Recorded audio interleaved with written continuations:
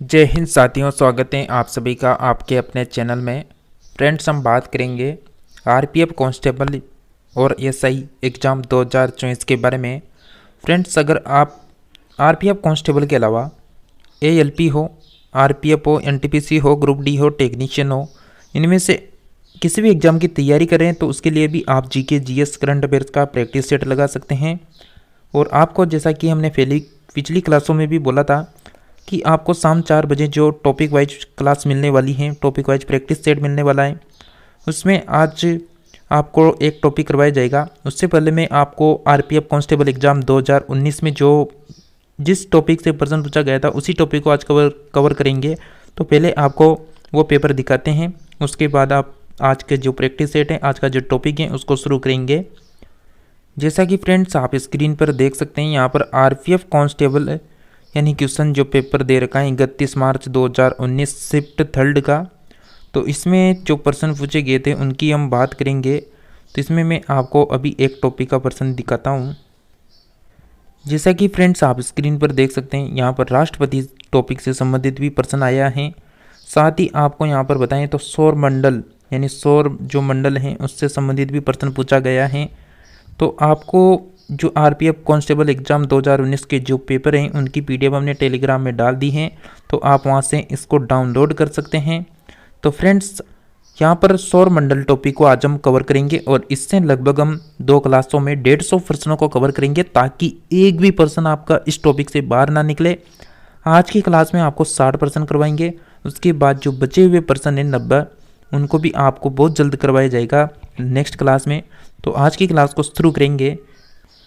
Friends, आज की class शुरू करने से पहले अगर आपने चैनल में पहली बार विजिट किया है तो आप चैनल को सब्सक्राइब करके बेल आइकन के ऑप्शन को पूरे विश्वास के साथ ऑन कर लें, ताकि जो भी जीके जीएस के आपके 50% आने वाले हैं आरपीएफ कांस्टेबल एसआई एग्जाम में, उसके लिए आप जीके जीएस में अच्छी पकड़ कर सकते हैं इस चैनल में। क्योंकि हमारे चैनल पूरा जीके के ऊपर निर्भर है, तो जीके में आपको बिल्कुल संपूर्ण अच्छे से तैयारी करवाई जाएगी। तो टॉप 16% होने वाले हैं सौर मंडल टॉपिक से संबंधित। तो जैसा कि मैंने आपके क्वेश्चन का प्रूफ भी दे दिया कि क्वेश्चन पूछा जा चुका है सौर मंडल टॉपिक से। तो 60 प्रश्नों की शुरुआत करते हैं फर्स्ट प्रश्न से। सौर प्रणाली की खोज किसने की थी? तो क्या राइट आंसर रहेगा फ्रेंड्स आपका? मैं आपको प्रत्येक प्रश्न के लिए 5 सेकंड का समय दे रहा हूं, तो ताकि आप स्पीड से ऑप्शनों को पढ़ लें और अपना आंसर डिसाइड कर लें।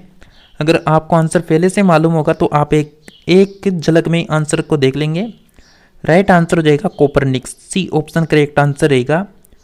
चलिए नेक्स्ट प्रश्न की बात करें कि सूर्य के चारों ओर घूमने वाले खगोलीय पिंड को क्या कहते हैं? तो सौरमंडल के चारों ओर घूमने वाले खगोलीय पिंड को हम कहते हैं ग्रह, ये ऑप्शन करेक्ट आंसर रहेगा। किसी भी प्रश्न में कंफ्यूजन है, डाउट है, तो आप सभी साथी कमेंट करके हमसे पूछ सकते हैं। किसी ग्रह के चारों ओर परिक्रमा करने वाले छोटे आकाशीय पिंड को क्या कहते हैं? तो छोटे आकाशीय पिंड को क्या कहते हैं, बताइए। राइट आंसर क्या आएगा? बिल्कुल आपका समय समाप्त हुआ, 5 सेकंड। उपग्रह करेक्ट आंसर रहेगा, बी ऑप्शन। चलिए नेक्स्ट प्रश्न की बात करते हैं। और आप 16 प्रश्नों में से अगर यहाँ पर 14 प्लस सही कर लेते हैं तो बिल्कुल बहुत अच्छा स्कोर आप कर रहे हैं। ग्रहों की गति का नियम किसने प्रतिपादित किया था? तो ग्रहों की गति का नियम किसने प्रतिपादित किया था फ्रेंड्स, बताइए। राइट आंसर रहेगा केपलर ने, बी ऑप्शन करेक्ट आंसर हो जाएगा। चलिए नेक्स्ट प्रश्न है कि सौर मंडल में कुल कितने ग्रह हैं? तो सौर मंडल में कुल कितने ग्रह हो जाएंगे, बताइए जल्दी से। राइट आंसर हो जाएगा फ्रेंड्स आप सभी का 8, ये ऑप्शन सही रहेगा। नेक्स्ट बात करें कि सूर्य से बढ़ती दूरी के अनुसार ग्रहों का निम्न में से कौन सा क्रम यहाँ पर सही है? तो बढ़ती दूरी के अनुसार आपसे पूछ रहा है, तो राइट आंसर आपको क्लिक करना है जल्दी से। बिल्कुल बुध, शुक्र, पृथ्वी, मंगल, ए ऑप्शन हमारा राइट आंसर हो जाएगा। नेक्स्ट प्रश्न है, पृथ्वी से बढ़ती दूरी के अनुसार ग्रहों का निम्न में से कौन सा क्रम सही है? अब की बार पृथ्वी से बढ़ती दूरी के अनुसार पूछा जा रहा है, तो राइट आंसर हो जाएगा शुक्र, मंगल, बुध, बृहस्पति, बी ऑप्शन आपका राइट आंसर हो जाएगा। नेक्स्ट है कि आकार के अनुसार सौर मंडल के ग्रहों का अवरोही क्रम है। अवरोही क्रम आपसे पूछा जा रहा है। तो राइट आंसर जाएगा फ्रेंड्स आप सभी का बृहस्पति, शनि, अरुण, वरुण, पृथ्वी, शुक्र, मंगल, बुध। ये ऑप्शन हमारा राइट आंसर रहेगा। चलिए नेक्स्ट प्रश्न की ओर बढ़ते हैं। संपूर्ण टॉपिक आपको कंप्लीट करवाया जाएगा। नेक्स्ट क्लास में भी आपको ये टॉपिक मिलेगा, जो बचे हुए प्रश्न रहेंगे उनको कवर करेंगे। तो लगातार क्लासों को अटेंड करें। सुबह 10 बजे क्लास मिलेगी एक आपको, और शाम 4 बजे सेकंड क्लास मिलेगी। तो दोनों क्लासों को आप समय पर अटेंड करें। निम्नलिखित में से कौन सौरमंडल का भाग नहीं है? तो सौरमंडल का कौन भाग नहीं है? राइट आंसर हो जाएगा Niharika, D option correct answer हो जाएगा। नेक्स्ट प्रश्न है कि सूर्य के चारों ओर चक्कर लगाने वाला ग्रह का वेग नियत रहता है, अधिकतम होता है जब सूर्य के समीप होता है, अधिकतम होता है जब सूर्य से दूर होता है, या कुछ नहीं कहा जा सकता? तो आंसर आपका राइट आंसर होने वाला है बी ऑप्शन, अधिकतम होता है जब सूर्य के समीप होता है। नेक्स्ट प्रश्न है अंतरिक्ष में कुल कितने तारामंडल हैं? अंतरिक्ष में कुल कितने तारामंडल हैं? राइट आंसर हो जाएगा 88, बी ऑप्शन करेक्ट आंसर रहेगा। नेक्स्ट है कि निक्स ओलंपिया कोलंबस पर्वत किस ग्रह पर स्थित है?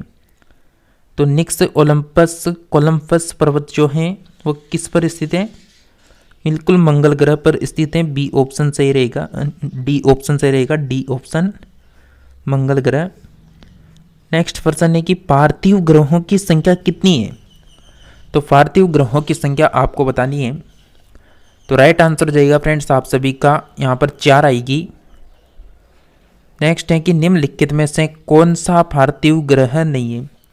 तो पार्थिव ग्रह कौन सा नहीं है फ्रेंड्स बताइए? राइट आंसर रहेगा शनि, डी ऑप्शन हमारा राइट आंसर हो जाएगा। चलिए नेक्स्ट बात करें कि बाह्य ग्रह या बृहस्पति सदृश ग्रहों की संख्या कितनी है? तो बाह्य ग्रह सदृश ग्रहों की संख्या कितनी हो जाएगी? 4, सी ऑप्शन राइट आंसर हो जाएगा। नेक्स्ट है कि बृहस्पति सदृश्य ग्रहों में सम्मिलित नहीं है। तो बृहस्पति सदृश्य ग्रहों में कौन सम्मिलित नहीं है? तो मंगल सम्मिलित नहीं है, डी ऑप्शन राइट आंसर हो जाएगा। नेक्स्ट है कि निम्नलिखित में से किन 2 ग्रहों को छोड़कर शेष सभी ग्रह सूर्य के चारों ओर वामाव्रत घूमते हैं? तो वामाव्रत कौन घूमते हैं? शुक्र और अरुण राइट आंसर रहेगा, डी ऑप्शन। नेक्स्ट प्रश्न है कि सौर मंडल का जन्मदाता किसे कहा जाता है? तो राइट आंसर हो जाएगा फ्रेंड्स आप सभी का सौर मंडल का जन्मदाता सूर्य को कहा जाता है, ये ऑप्शन को ध्यान रखें। चलिए नेक्स्ट प्रश्न है ब्रह्मांड में विस्फोटी तारा कहलाती है? तो ब्रह्मांड में विस्फोटी तारा कहलाती है, राइट आंसर रहेगा अभिनव तारा, डी ऑप्शन सही आंसर आएगा। नेक्स्ट है कि वैज्ञानिक जिन्होंने सर्वप्रथम खोज की कि पृथ्वी सूर्य के चारों ओर घूमती है, तो किसने खोज की थी? सर्वप्रथम किस वैज्ञानिक ने खोज की थी? राइट आंसर रहेगा कोपरनिकस के द्वारा यह खोज की गई थी कि पृथ्वी सूर्य के चारों ओर घूमती है। तो फ्रेंड्स नेक्स्ट प्रश्न की ओर बढ़ेंगे। नेक्स्ट प्रश्न है आपका निम्नलिखित में से कौन सा ग्रह नहीं है जिसे प्राचीन भारतीय ग्रह मानते थे? तो प्राचीन भारतीय ग्रह मानते थे, कौन सा ग्रह नहीं है यहाँ पर? सूर्य, ए ऑप्शन राइट आंसर रहेगा फ्रेंड्स आप सभी का। नेक्स्ट बात करें कि सूर्य के संगठन में सहायक गैस हैं, तो सूर्य के संगठन में सहायक गैस कौन सी हो जाएगी? राइट आंसर रहेगा आप सभी फ्रेंड्स का बिल्कुल ऑप्शन नंबर यहाँ पर डी, हाइड्रोजन और हीलियम, डी ऑप्शन ध्यान रखें। चलिए नेक्स्ट प्रश्न की ओर बढ़ते हैं कि सूर्य के मध्य भाग को क्या कहा जाता है? देखिए फ्रेंड्स आपसे ज़्यादा कुछ नहीं मांग रहे हैं हम, आपको एक लाइक करके चैनल को एक बार सब्सक्राइब करके और अपने फ्रेंड्स को एक बार शेयर कर दें। ये काम आपको मात्र 1 सेकंड लगेगा करने में, तो हमारी मेहनत को देखते हुए आप शेयर करें, ताकि आपके शेयर करने से, कमेंट करने से, सब्सक्राइब करने से हमें और मोटिवेशन मिले और आपके लगे लगातार जीके जीएस करंट अफेयर्स का प्रैक्टिस सेट उपलब्ध करवा सकें। और प्रश्न वही लेकर आएंगे जीके जीएस सुबह वाली क्लास में, जो आपके पूछने की पूरी संभावना रहती है, और टॉपिक भी वही कवर करवाया जाएगा जिससे आपके प्रश्न पूछने की संभावना रहती है। जैसा कि अभी प्रूफ के साथ आपको बताया कि सौरमंडल टॉपिक से प्रश्न पूछा जा चुका है, और राष्ट्रपति टॉपिक भी आपको जल्दी करवाया जाएगा। तो राइट आंसर हो जाएगा इस प्रश्न का आंसर क्या आएगा, बिल्कुल प्रकाश मंडल इसका आंसर सही रहेगा, बी ऑप्शन। नेक्स्ट प्रश्न है कि सूर्य के ऊपर के भाग को क्या कहा जाता है, तो सूर्य के ऊपर के भाग को क्या कहेंगे, बिल्कुल वर्णमंडल, डी यानी सी ऑप्शन सही रहेगा, वर्णमंडल। चलिए नेक्स्ट प्रश्न की ओर बढ़ते हैं। सूर्य सदैव पूर्व में निकलता है क्योंकि, तो सूर्य पूर्व में निकलता है, क्या कारण है, क्यों निकलता है, पृथ्वी पश्चिम से पूर्व की ओर घूमती है इसलिए निकलता है, किधर मतलब पूर्व से निकलता है इसलिए। तो नेक्स्ट प्रश्न की बात करेंगे, नॉर्वे में अर्धरात्रि के समय सूर्य कब दिखाई देता है, और जितने भी इस वीडियो को देख रहे हैं, इस क्लास को, इस प्रैक्टिस सेट को अटेंड कर रहे हैं, वो सभी प्लीज़ कमेंट करके जरूर बताएं कि आप किस राज्य से हैं, किस डिस्ट्रिक्ट से हैं। तो साथियों आप सभी का राइट आंसर होने वाला है यहाँ पर बिल्कुल ऑप्शन नंबर सी, 21 जून करेक्ट आंसर हो जाएगा। नेक्स्ट है कि एक ग्रह की अपने कक्ष में सूर्य से अधिकतम दूरी को क्या कहा जाता है। तो फ्रेंड्स जैसा कि आपका एग्जाम अगस्त तक संभावित है, तो अगस्त तक हम सभी सिलेबस को कवर कर लेंगे। तो राइट आंसर रहेगा आपका अपसौर कहा जाता है, बी ऑप्शन सही रहेगा। चलिए नेक्स्ट प्रश्न है कि एक ग्रह की अपने कक्ष में सूर्य से न्यूनतम दूरी को क्या कहा जाता है। तो आपका राइट आंसर होने वाला है उपसौर कहा जाता है, ए ऑप्शन करेक्ट आंसर हो जाएगा। चलिए नेक्स्ट प्रश्न की बात करें कि निम्नलिखित में से किनके बीच की औसत दूरी को खगोलीय एकक कहा जाता है। तो खगोलीय एकक कहा जाता है यहाँ पर पृथ्वी तथा सूर्य की बीच की औसत दूरी को।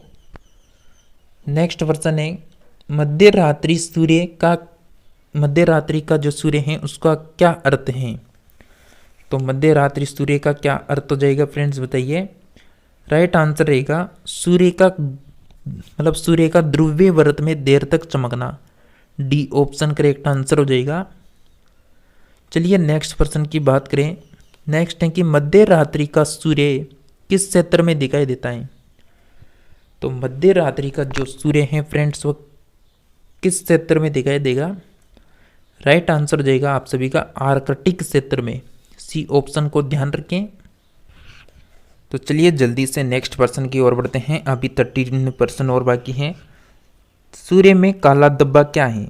तो आपको सूर्य में जो काला धब्बा है वह क्या है, आपको जल्दी से आंसर करना है। क्या आंसर रहेगा, बिल्कुल धब्बे वे स्थान है जो प्रकाश उत्सर्जित करने में असमर्थ हैं, सी ऑप्शन राइट आंसर रहेगा। चलिए नेक्स्ट है कि सूर्य के रासायनिक मिश्रण में हाइड्रोजन का प्रतिशत कितना है। तो हाइड्रोजन का प्रतिशत हो जाएगा 71%, ए ऑप्शन राइट आंसर होने वाला है। चलिए नेक्स्ट बात करें कि निम्नलिखित में से कौन एक तारा है। तो एक तारा कौन सा हो जाएगा यहाँ पर। राइट आंसर रहेगा सूर्य एक तारा है, डी ऑप्शन राइट आंसर है। नेक्स्ट बात करें कि सौर पृष्ठ पर लगभग कितना तापमान होता है। तो सौर पृष्ठ पर लगभग तापमान होता है 6000 degree Celsius, C option right रहेगा। नेक्स्ट है कि सूर्य की सतह पर हाइड्रोजन के अलावा दूसरा कौन सा बहुतायत में पाया जाता है। तो दूसरा कौन सा पाया जाता है तो बहुआयात में, तो राइट आंसर हो जाएगा helium, A option right answer रहेगा। चलिए नेक्स्ट बात करें कि सूर्य प्रकाश धरती में पहुंचने में कितने मिनट का समय लेता है। तो सभी को पता होगा 8 मिनट 30 सेकंड का समय लेता है, ए ऑप्शन करेक्ट आंसर रहेगा। नेक्स्ट बात करेंगे कि सूर्य के सबसे पास कौन सा ग्रह है। तो सूर्य के सबसे पास कौन सा ग्रह आएगा बताइए फ्रेंड्स। बिल्कुल बुध हमारा राइट आंसर हो जाएगा। फ्रेंड्स नेक्स्ट प्रश्न है कि बुध नक्षत्र में एक वर्ष में दिनों की संख्या कितनी होती है। तो आपको बुध नक्षत्र के अनुसार बताना है कि एक साल में दिनों की संख्या कितनी होती है। तो यहाँ पर राइट आंसर आएगा 88 होती है, डी ऑप्शन को ध्यान रखें।